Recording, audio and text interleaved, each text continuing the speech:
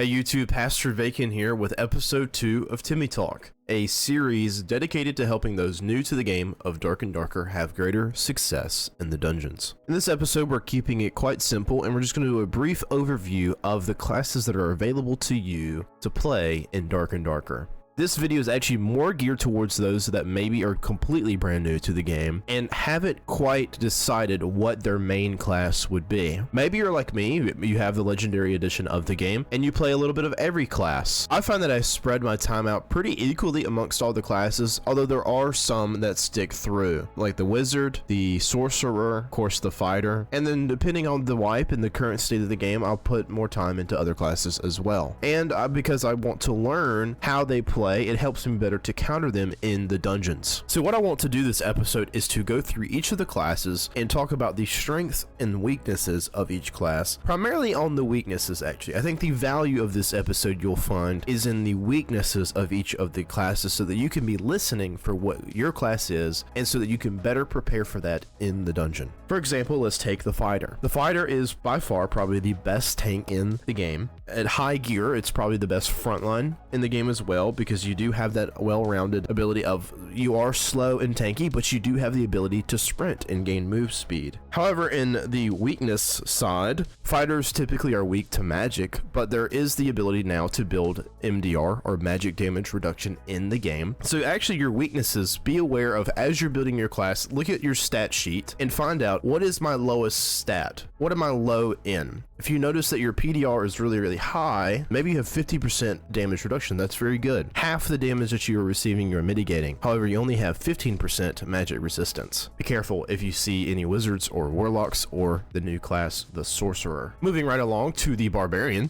The Barbarian also has the ability to be a very good tank class, given specifically because of their very high health. Although on the weakness side, they can be very slow. Not just slow as far as their move speed without rage up, but also slow in their action speed. So consider building dexterity in your kits to get up a positive in your action speed. Also be aware that if you do build tanky, which means that your movement speed will be lower, this means that you can be easily kited, or basically people running away from you so that you can't catch them. You'll be easily kited by fast classes, and range classes will be a little bit annoying for you. So rangers, wizards if they have enough move speed, rogues with poison, things like that, may be a little bit annoying, and you'll start to refer them to them as little mosquitoes or bugs because you can't quite get to them, and yet they're slowly ticking away at your large health pool. However, you do have the ability to build fast, but with that comes one of your main counters in melee being the PDR fighter. A PDR fighter, and maybe possibly a PDR cleric, can take you out if you're running fast. See, many people actually like to run shirtless barbarian because of the perk that gives you additional fizz damage. However, with that, loss of PDR can actually mean that it's just the edge that the other player needed to be able to 3-tap you because of their high PDR, and it means they're actually able to tank 2 of your big axe swings, even though they do heavy damage.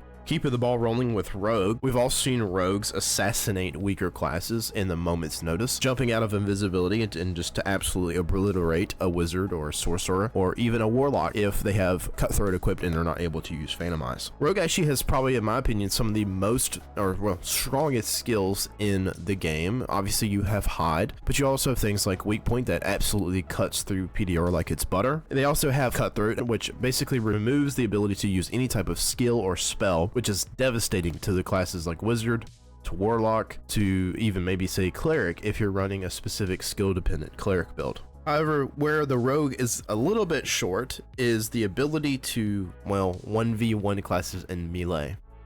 You can't really stay too long as a rogue because a PDR fighter probably only has to hit you twice, while you probably have to hit him 4 to 6 times. Also, barbarians are very dangerous. You have to play very carefully around them as well. And also, you're very squishy to magic damage as well. I find that even on the wizard, as much as I will complain about rogue hide or rogue rats that hide in the darkness, if I'm able to find out about them first, maybe they give themselves away by pulling out their dagger while invis, and I'm able to either light orb or to guess where they are and get initial magic damage on them, I find that I'm actually able to kill them before they can reach me. And so playing smartly as a rogue is important as well. The Ranger's greatest attribute, in my opinion, is the fact that it can do damage from any range. And by DPS at any range, I mean in melee 1v1 combat using the spear, or with the longbow from across the module, poking at people that are currently running away from your team. There's not really any specific range where the Ranger seems to come up short. Obviously, of the all three, at long, medium range, or short range, probably I would have to argue is short range. But even there, the Ranger is able to use skills like, say, a backstep combination with their spear to finish off opponents at close range. So really, I think the Ranger, as the name implies, is honestly the range mastery class, where you're able to be effective for your team at basically any point in the fight, when you just see each other from across the module, as you close the gap at medium range, and even at short range as well. Given the fact that Ranger has such low MDR, be careful at medium ranges where Wizards and Warlocks thrive. Your low HP pool will become very apparent by even just one zap or one Curse of Pain. You also have the issues of being landmined,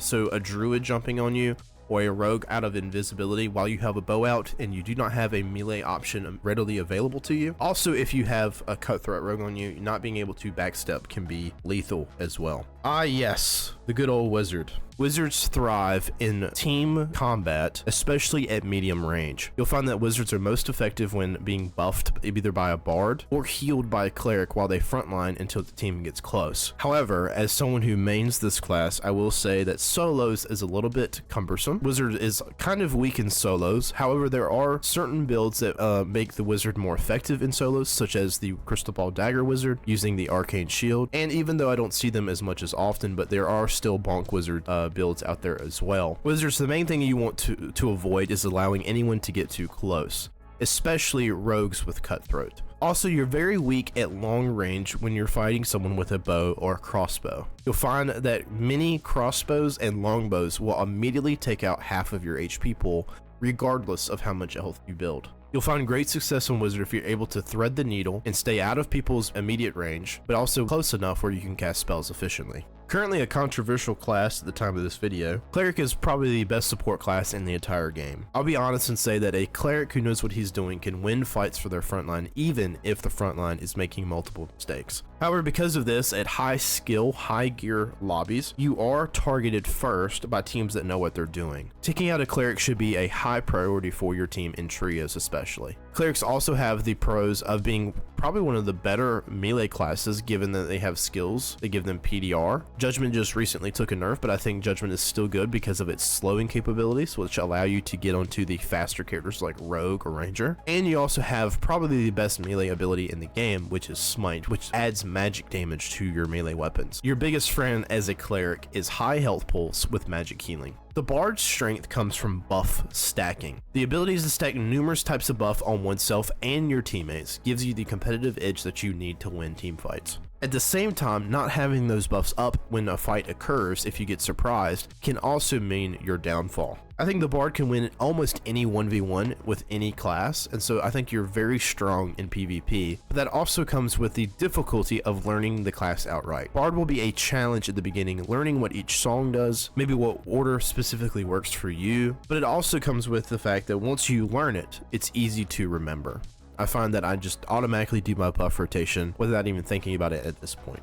Just as a little tag at the end here, by the way, I find that bards that I kill typically on magic classes are not building magic resistance. And so the high health pulls that bard is able to achieve doesn't mean all that much because I'm able to still take them out in 2 to 3 spells. And so consider building will or magic resistance on your kit to build up both PDR and MDR on the bard. Ah yes, you have the Warlock, or aka the lifesteal class. A good Warlock should be really hard to kill, although they do have the issue in trios of having lower damage per second if they haven't spent more money. And so I do think that is a sad aspect of Warlock, where if you want to do damage that's competitive, you do have to spend a lot of money. They're also weak to long range, similar to that of the Wizard, and longbows and crossbows can also throw you off as you're casting spells that use your HP pool. You can actually end up killing yourself if you're not careful casting spells right after you take damage. Also, be very cautious of when you phantomize, because I find that even the Wizard, which is probably the class that you're strongest against as a Warlock with your high MDR, a Wizard can take you out in phantomize if you're not careful because you lose your magic resistance while in that form. Make sure you're building very high move speed, a little bit of health,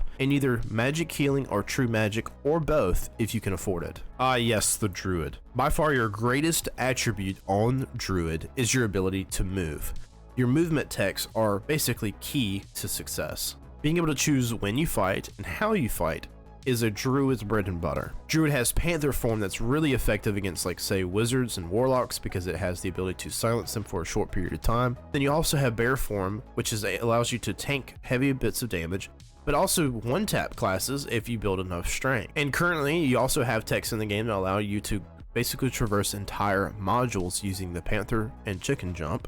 And the rat form also allows you to dodge entire attacks by going into a small little rat with low HP. That being said, I want to argue that your greatest weakness on Druid, or the thing that will get you killed, is actually you. Making mistakes on Druid will be heavily punished. In fact, I would be willing to argue that over half the time, one mistake means you die. Going into rat form when you're fighting a wizard and then immediately getting fireballed, or having dot damage from Warlock's Curse of Pain and accidentally going into rat will also get you killed. Also, staying too long as a Panther when you should have already backed up away from the Barbarian will get you one shot. That being said, the Druid is also still very strong and you have great reset potential, so if you do take heavy portions of damage, you're able to run away, use your spells to heal, and you can come back and fight again.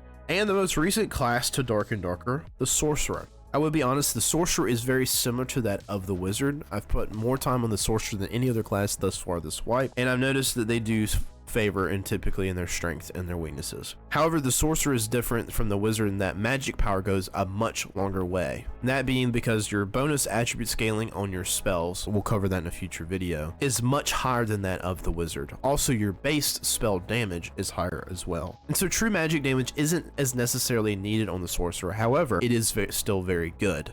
On the low end, the Sorcerer is actually easy to catch if movement speed isn't built, and you're still also weak to bows and crossbows. I find that Sorcerers also make the mistake of opening with their lightning spells, which are very strong. However, then they don't have their lightning dash for added mobility. I find, and I encourage you to try to save your lightning spells as a last resort, to use them as get out of jail free cards. Well, I know today was very rudimentary, but I hope that some of you were helped by the information we talked about today. Make sure to comment below on what you want to see in future episodes of Timmy Talk, and don't forget to like and subscribe if you're enjoying the content thus far. I have nothing else for you guys today, and so I'll see you in the dungeons.